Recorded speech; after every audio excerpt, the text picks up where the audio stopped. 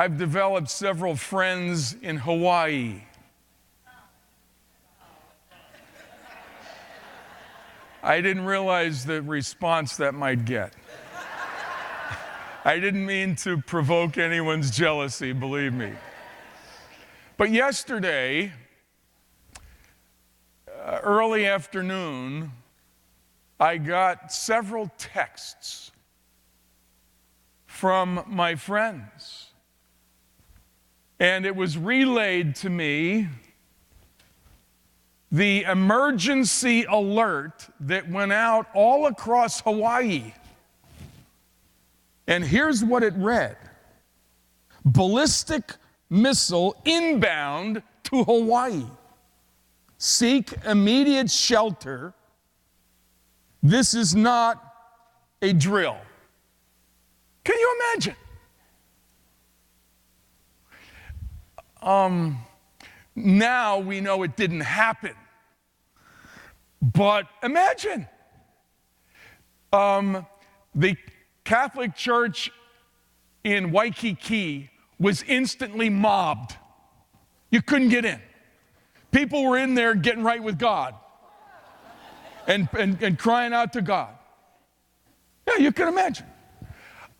Middle school students were running to their parents saying, I love you, I love you. I'm sorry I've been such a...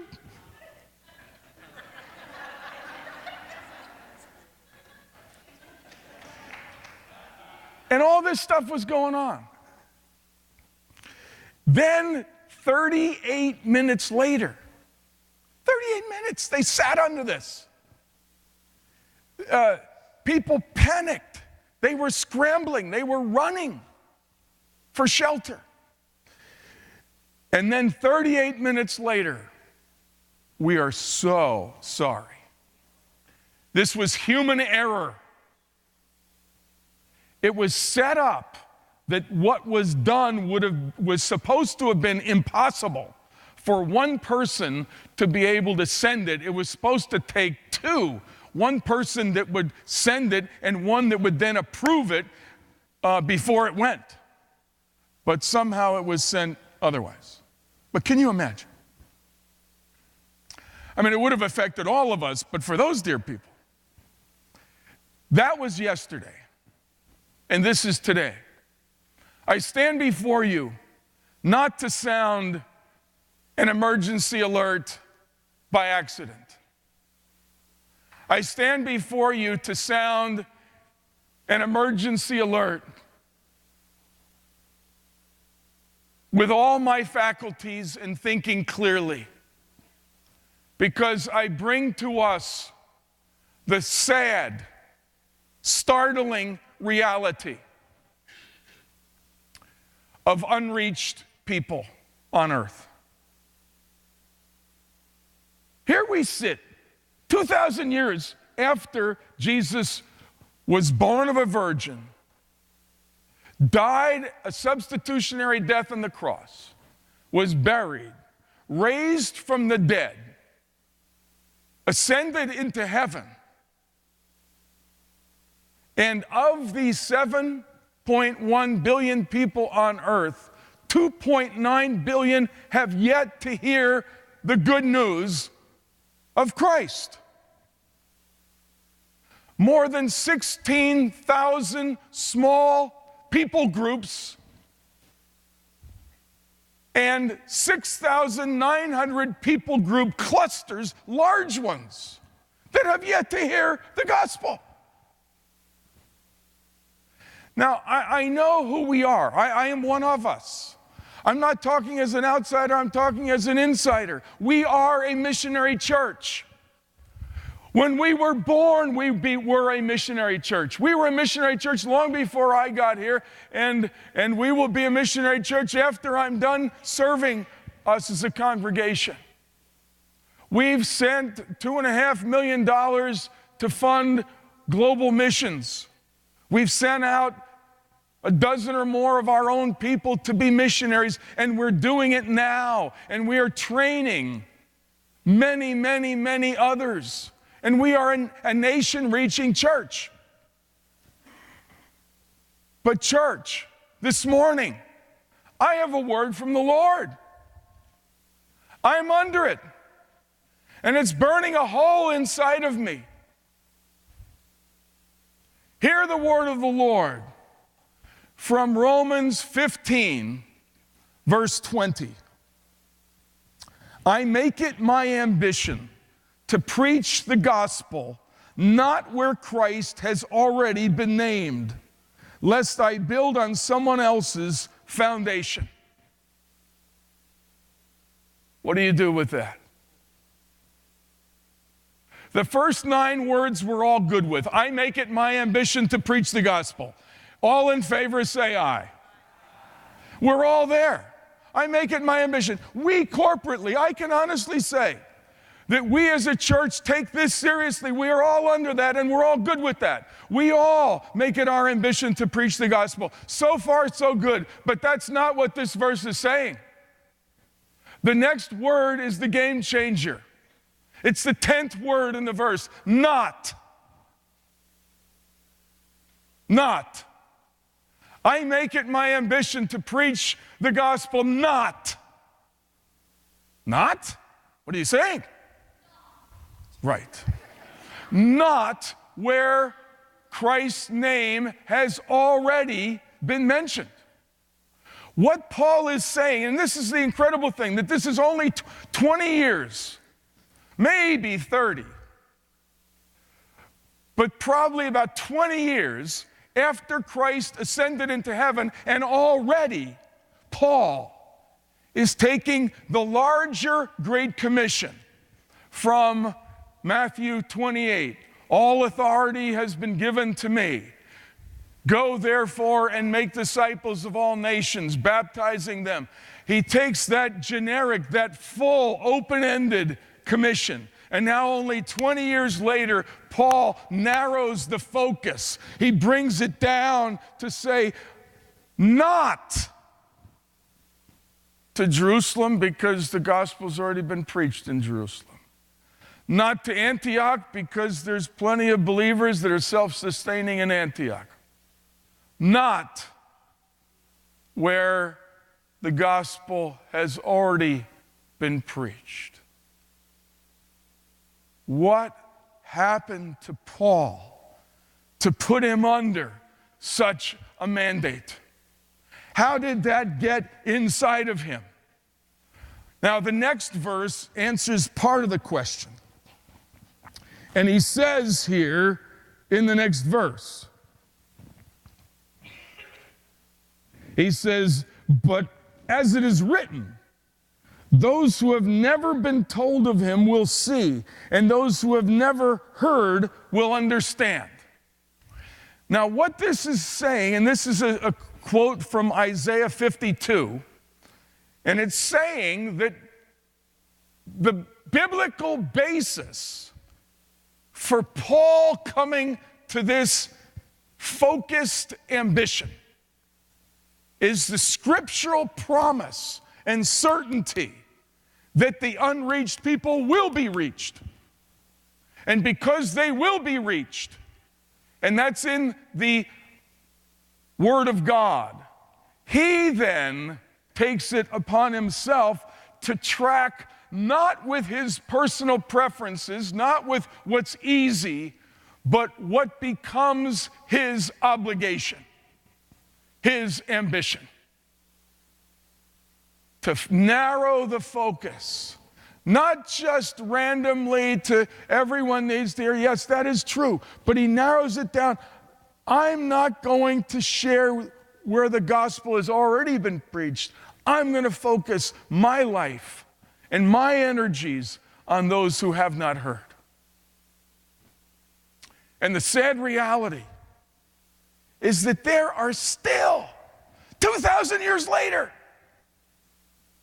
2,900,000,000 unreached people left. And Lilburn Alliance Church, today, I call us to go after them. To go after them. To to go after those that are left. We're either going to get with this or it'll go right over our heads. You can respond and you can answer the question. And I'm going to give us some very practical ways of how you can join Paul and so many others today. But you're not going to convince me that this is not the Word of God for our day.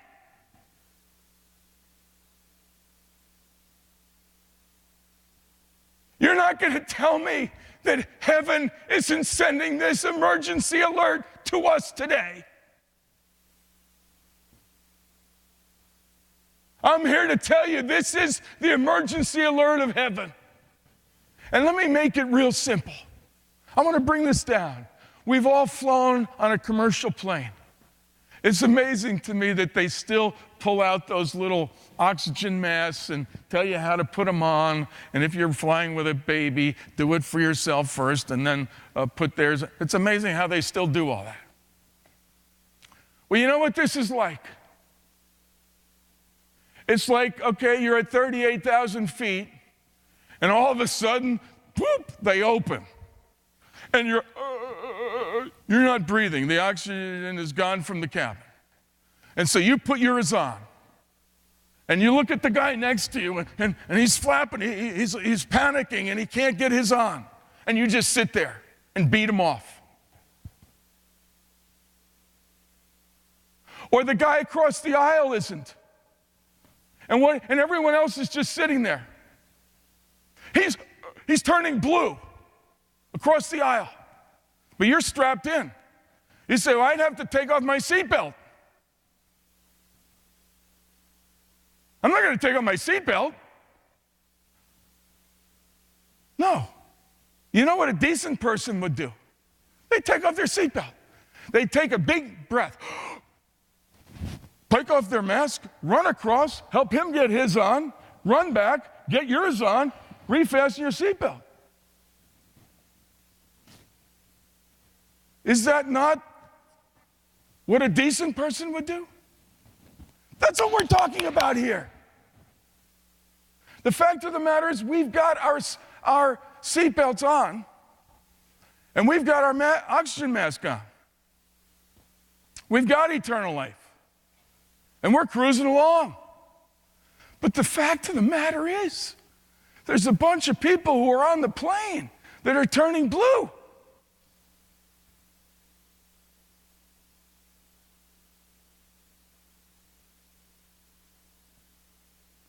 And I just want to ask you, is there anything in you? You might not be there yet, but is there anything in you this morning that is saying, Lord, I want you to do that in me. I want to be able to say someday that my ambition is to reach those final unreached people. No, when Paul tacks verse 21 to his verse 20, it's almost as if he's saying, I have made it my ambition because I heard the Lord say, I've made it my ambition.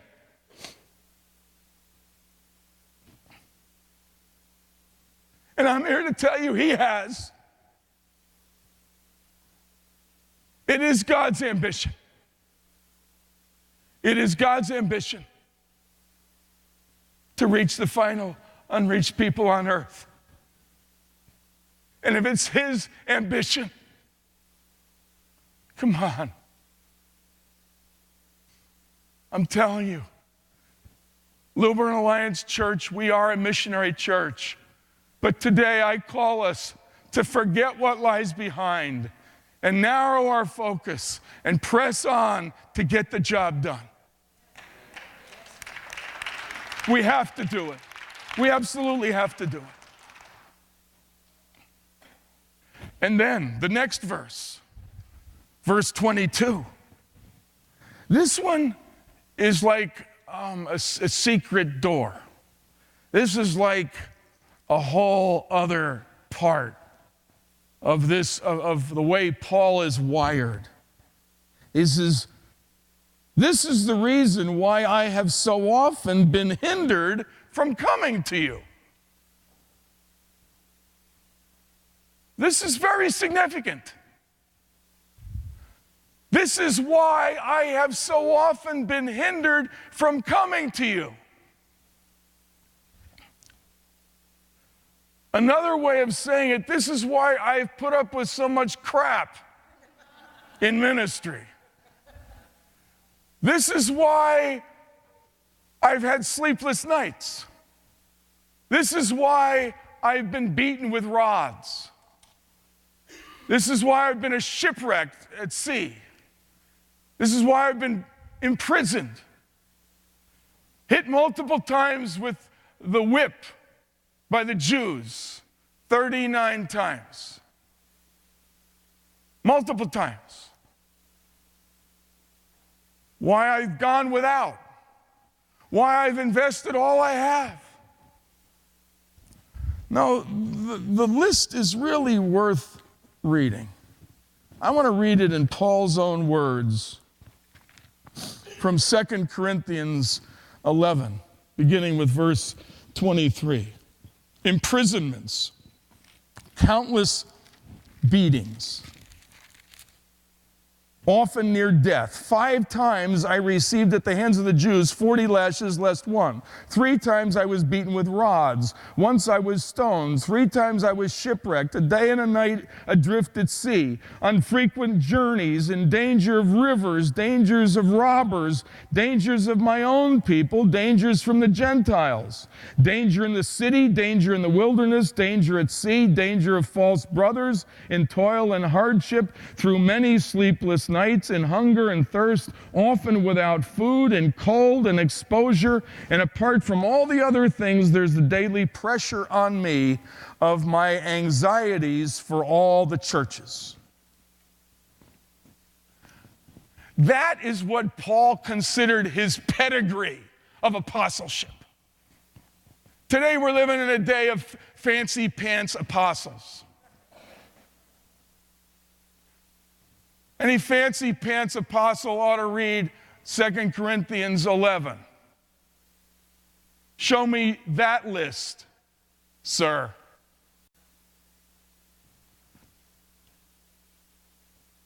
That's hindrances. And Paul is saying not only that he has it as his ambition to preach the gospel where Christ hasn't gone, but he's saying, I've faced hindrances. I've paid a price to do this. Now, church, here's the deal. We can be so wimpy in our faith and in our obedience that we think the will of God is always peaches and cream, upgrades in standard of living, and all of these things when we're following the Lord. Look at what Paul went through. Why? Why would he do all that? Why would he subject himself to all that? And the reason is because it was in him. In Romans chapter 1, you go back to the first chapter, verse 14, Paul said, I am under obligation, both to the Greeks and the barbarians, both to the wise and to the foolish. What do you think about that? Under obligation. If you're at 38,000 feet and all the oxygen is gone and you put on your oxygen mask, are you under obligation to put the oxygen mask on someone else? Yes, that's obligation. Paul had been saved, and he was right with God, but his heart broke for all those that have yet to hear of the gospel. How can they hear of someone they don't know? How can they know unless someone preaches? How can someone preach unless they're sent?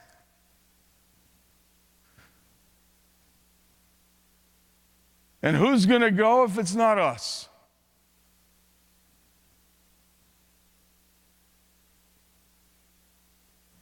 This is clearly God's heart in this day. And when Paul says here, I am under obligation, he's under obligation because he's got an oxygen mask and there's people without one. He's under obligation because of the blood of Christ, the price that was paid. He went on to write in Corinthians, he said, you're not your own. You've been bought with a price. Therefore, glorify God in your bodies. He knew the price that was paid for him. Revelation 5, worthy is the Lamb who was slain, and with his blood he ransomed people for God. That means we were in a pawn shop on a shelf, and Jesus came in and bought us off the shelf, and what he bought us with was his blood. That's why we're under obligation.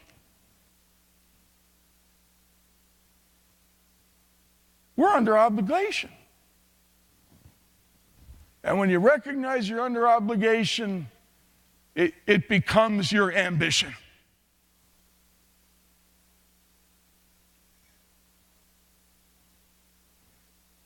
That word ambition has a little swagger to it. It has a little feisty. It has a little attitude. It's actually, the Greek is a compound word that combines the word for love and the word for honor. To have an ambition is to have a love for honor. To say that God has an ambition is totally correct because God has a love for his own honor, and he ought to. And when we are redeemed, we also share with Christ a love for honor. It's not for our honor, it is for his honor.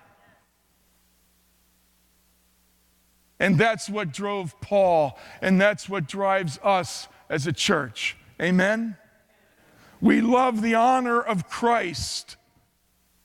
And it is the honor of Christ that is our highest ambition. And that's why it is our ambition to do whatever it takes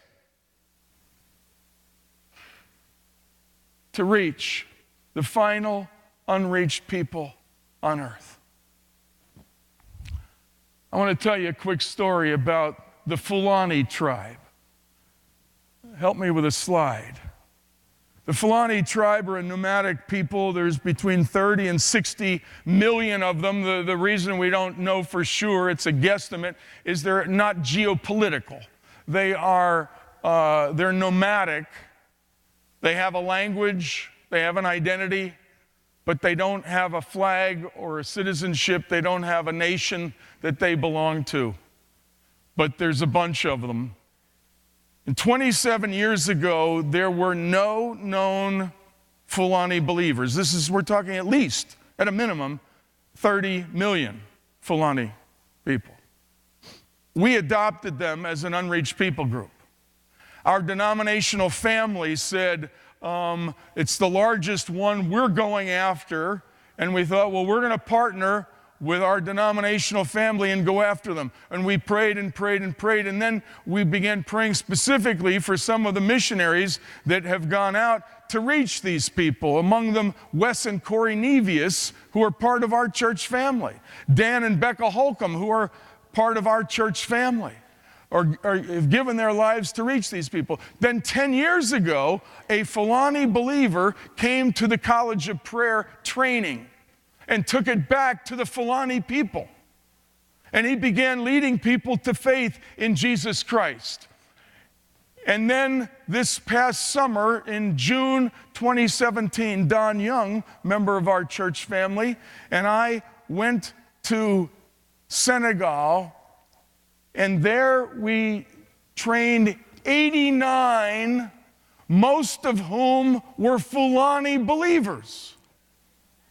We spent 5 days with these good people. They had planted 2 campuses of the College of Prayer. Each campus had led a Muslim imam to faith in Jesus Christ. They were at this gathering. I had my picture taken with one of the guys. And the missionary said, "Oh no, you can't take his picture because if it gets out on social media, he would be killed." And he interrupted. He said, "No, you take his phone, you take our picture. Jesus told me if I'm ashamed of him on earth, he's going to be ashamed of me in heaven. You can post my picture anywhere." That's why I've got this picture. He's one of the wealthiest men in Senegal and was a high-ranking imam who was the #1 imam in one of the primary Muslim nations, and I'm not going to mention it. The #1 who the king of that country went to for advice, this guy. And he's now born again. That group that I showed you a minute ago in front of that church where we met for 5 days, they have now, in the past 6 months, planted 42 campuses of the College of Prayer. It's a miracle. It is a total miracle. When we began praying for the Fulani tribe, we had no idea that we would be part of the answers to our prayers. We had no idea. It's a total miracle. For some of them, their church, and we are not starting a denomination, and we don't intend to, but they call themselves College of Prayer churches. It's their name, not ours. And their church is an upper room. And the missionaries working with them say this is the best strategy for reaching unreached people, and we're going to go with it. Now that's a victory story. But I call us today, forget what lies behind. We've got to press on. This is only the beginning. Now on the back of your program, I've got some action steps, but I want you to look at the 2 lists. The first list are a list of 21 unreached people groups around the world. There's some larger, but these are the most listed among the most unreached / largest. Most of them count in the millions, and they are virtually entirely unreached people groups. Now the list below that are those from these places, this 21 and other unreached people groups, but are the largest unreached people groups locally. And I want you to look at this list. To me, it is absolutely incredible. There are 1,000 Saudi Arabian students in the area. Many of them are at Mercer University, and several in our church go consistently to go make friends with those Saudis. There are 13,000 Somalians. Do you realize that there are less than 10 churches worldwide of Somalian people? 10 in the whole world. Inside the country, outside, anywhere. Would you ask God for a Somalian church here on our doorstep? Begin asking God for this. And down the list a little bit, Ethiopian. Many of you serve in Awana. How many Ethiopian Eritrean children do we serve? Hundreds every Wednesday night. Many of them from unreached people groups. And then the Gujarati. Of all the Gujarati, and there are, I believe, about 30 million worldwide, here in our area, they own almost all the Dunkin' Donuts, Subways, and several other convenience stores. And they own a lot of hotels. Have you ever heard of Patel, the last name Patel? They're all Gujarati. If you're ever in a city and you don't have a hotel room and the person at the desk says there's no rooms available, say, "But sir, I'm a Patel." If you identify yourself as a Patel, they'll find you a room somewhere. Now, here in Atlanta, we've been blessed with 13,000 Gujarati. Now, among those 13,000, listen to this, there are only 2 known believers. And one of them is a member of Lilburn Alliance Church. Half the Gujarati believers in Atlanta attend our church.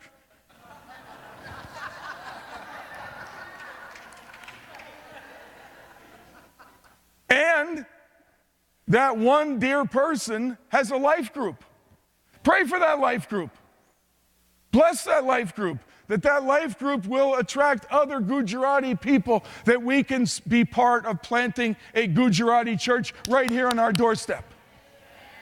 Now, the real kicker, and this comes back to the fact that I have made it my ambition to preach the gospel to unreached people. Listen, and part of I am under obligation. You know what puts us more under obligation? More than if we lived in Nebraska or in Maine or somewhere else. All these people have moved here. Many of these places, you cannot send missionaries. The vast majority we will never go to, but they are coming here. And, now this is the kicker. When an unreached person from an unreached people group moves out of country, they are instantly 80 to 90% more responsive after they've moved than if they were still in their homeland. There are many sociological reasons for that, but there are also many spiritual reasons. Many come from places that they would be killed if they were outside the country, but they're not going to be killed here. They may be persecuted here. They may be alienated or ostracized by their own people group locally, but they're not going to be killed. So that's one reason. But on the spiritual level, and just sociologically and personally, when you're uprooted, you're more dependent, you're more vulnerable, you're more open. And what they all want to do is make friends with someone who lives here. They all want that. It's one of their greatest felt needs, is to make a friend with someone that knows the system, and that's us. But on the spiritual level, in those countries, they are still unreached people groups because there are powers and principalities that rule over those places that have shut down the gospel in many ways. But here, we have more of an open heaven, and we need to take advantage of it. It's true. It's the reality. Oh, church, I could go on and on. We're going to camp out here for the next month, leading us into Missions Festival. And I don't know what God's going to have for you, but on the top of the back side of your notes this morning are just a couple of ideas, action steps. Would you today decide that you will begin praying by name for a specific unreached people group? Would you start? Would you pray for that? And add to that one locally and one globally. And pray for one locally, that a church will be started among that people group, and that we will have a share in that. Pray for that. Second, would you get out of the boat and say, I'm going to make friends with someone from a different people group? Who can't do that? Would you be intentional in your friendships as you begin this new year to make a friend? To learn their name, to learn their culture, to learn what music they like, to offer to help, and then invite them to your home for a meal, then invite them to your life group, and then invite them to your church family. It's not your responsibility to convert them, but it is our responsibility to participate with the Lord of the harvest in the process. I hope you're saying yes. I hope something's stirring in you. I know even for me, the hindrance is even in preaching this message. And I don't know the hindrances and the defense mechanisms that we all have that would resist this. I got one more quick story. When I was in college, my junior year, I saw this thing, 30 unreached people groups. And I went down the 30 and I read them all. And I picked the one that was the largest on the list, the Turkish Kurds. It had kind of a funky name, Turkish Kurds. And I started praying for them. I committed to pray for them every day. 0 known believers among the Turkish Kurds at that time. And then I heard of a missionary going, and I put him on my prayer list. Every day, I'm telling you, I prayed every day. And then during the Iraq War, I heard of many, many, many Turkish Kurds in Iraq that came to Christ. Then after the war, Sherry and I were invited to start a college of prayer in Iraq.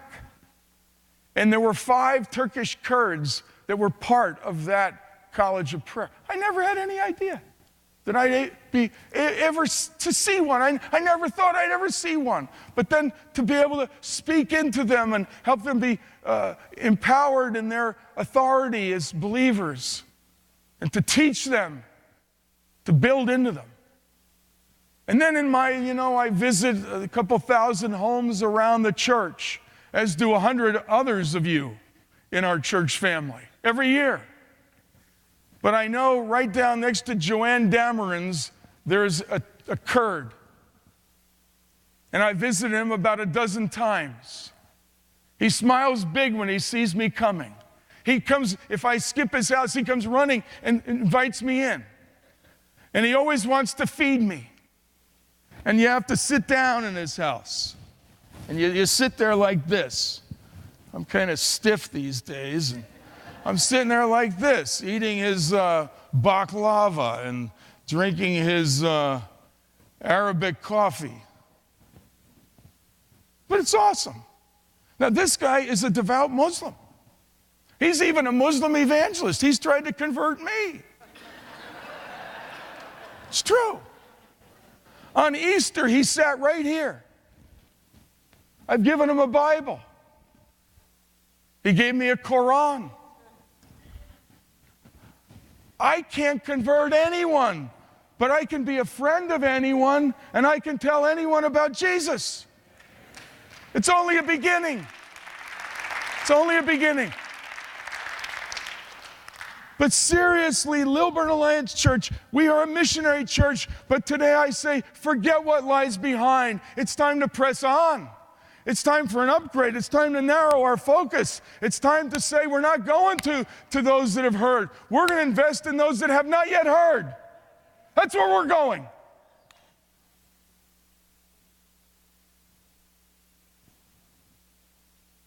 Lord, help us. Lord, help us. Worship team, if you guys would come back.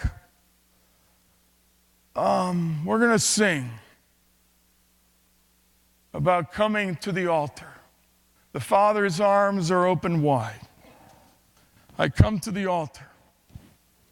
And then we're going to sing Oceans. I want to read these words. It's so hit me this morning.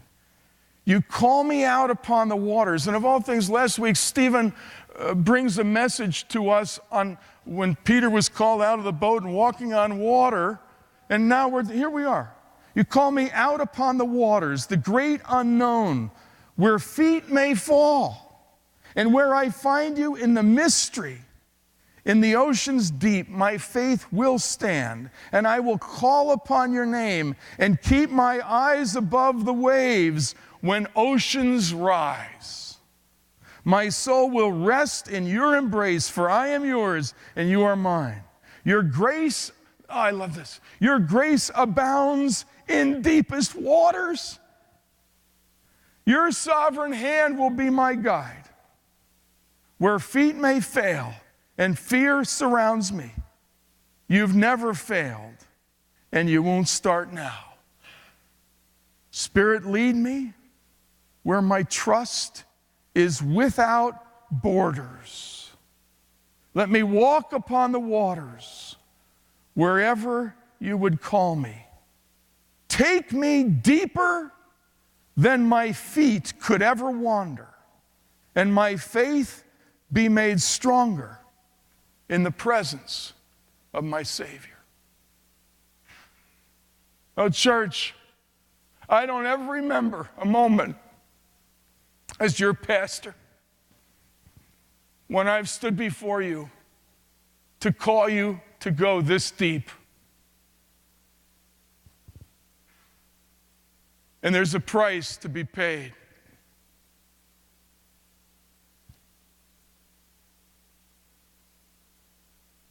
But I want to go deeper with Jesus. And I know you do too. And to go deeper with Jesus, we've got to go deeper on mission. It doesn't get any deeper than reaching the final unreached people that are left on this planet. Nothing less will do. So I ask you, I invite you to make it your ambition. Whatever other items you have on your goals spreadsheet for 2018, would you add this one? Lord, I want to make it my ambition to invest myself, whatever I've got left, to be part of a church that reaches the final unreached people on earth. That's what's in our crosshairs. That's what we're aiming at. I invite us. The song says, I come to the altar. The Father's arms are open wide. Would you stand with me? And no matter what season of life you're in or where you are in relation to this whole matter of following the Lord and your spiritual journey or your lifetime, I invite you today to come to the altar. I invite you to come now, to slip out and to put your life before Him, to come on down and to say, Lord, I don't know where you're going to lead me, but lead me where there is no borders, no conditions, no exceptions, no exemptions. I just want to obey you. I come before you this morning. Would you come and put yourself before the Lord as we sing together? Let's worship the Lord.